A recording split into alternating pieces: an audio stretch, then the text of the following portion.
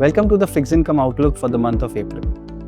We have some interesting questions at this point of time, and let me take each of these questions one by one.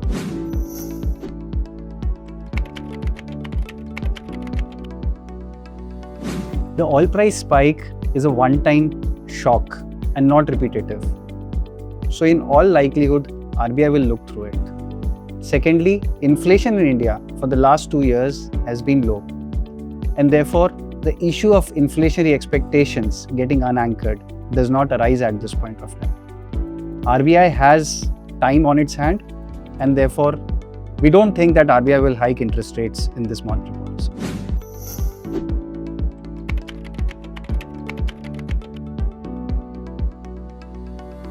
I think rate hikes are blunt tool, and therefore they are not appropriate to protect rupee.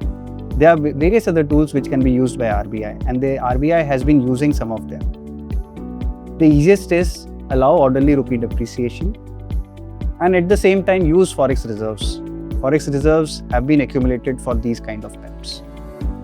The second is use a nuanced capital control measure. The third is use some of the incentive schemes like FCNRB to get dollars into India. If all of these don't work, the last thing that RBI should do is to hike interest rates, because interest rates will dampen domestic demand. And why should the domestic demand suffer at this point of time?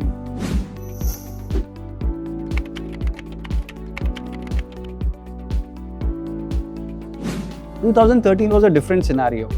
The period preceding that was a period where inflation was very high for 2-3 years, almost 10%.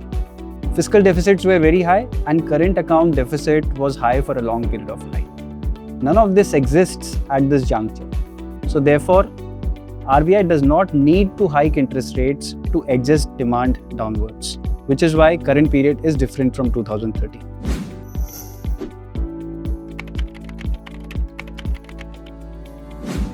Since the war started, we've seen that yields have gone up.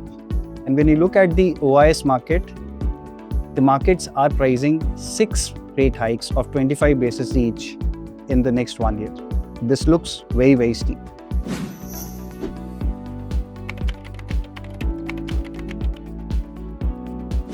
Given where the market is getting priced, we think the entire market is attractive at this point of time, whether it is the short end of the curve or the long end of the curve. The 1 to 3 year point on the curve is getting priced at the peak of the last cycle. So is the 30-year GSEC and the STLs. In terms of fixed income products, we like the corporate bond fund, the short-term plan, the banking PSU debt fund, and the floating rate fund. We also like the gilt fund and the all-season bond fund. To sum up, debt markets have become attractive now, and it is a good time to enter debt products. Thank you.